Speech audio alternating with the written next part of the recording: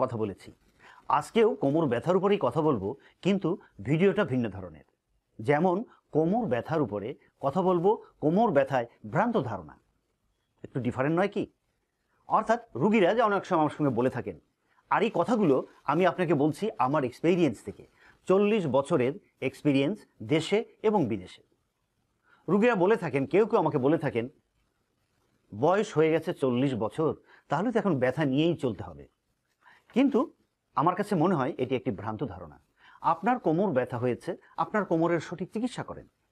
বিভিন্ন রিসার্চাররা বলেছেন, যারা ব্যাক পেইনের উপর রিসার্চ করে, তারা বলেছেন যে আপনার কোমরের ব্যথা হয়েছে, কি ব্যথা হয়েছে আপনি অ্যাসেসমেন্ট করেন, আপনি এক্সামিনেশন করেন, আপনি ফাইন্ড আউট করেন, আপনার কোমর ব্যথা ভালো হয়ে যাবে।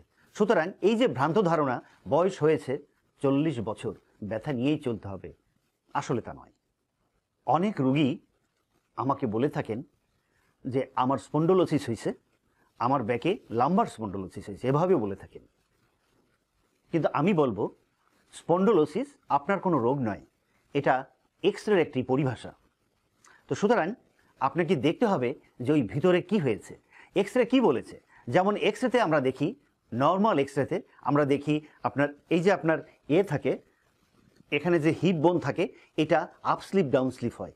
এখানে যে লাম্বার লোডোটিক কার্ভ থাকে, এটা কারো কারো অধিকাংশ লোকেরই ফ্ল্যাট হয়ে যায়, এখানে কার্ভেচারটা থাকে না, অথবা কোনো একদিকে এরকম বাঁকা হয়ে যায়। তো সুতরাং আপনার এক্স-রেতে এই জিনিসগুলো দেখতে হবে, এবং এখানে মাসেল ইমব্যালেন্স হয়, এই মাসেল ইমব্যালেন্স আছে কিনা। যদি এই জিনিসগুলো ওখানে থাকে, এটা চিকিৎসা করলেই এটা ভালো হয়ে যায়। অনেক রুগী দেখা যায় দীর্ঘদিন ধরে বেল্ট ব্যবহার করেন।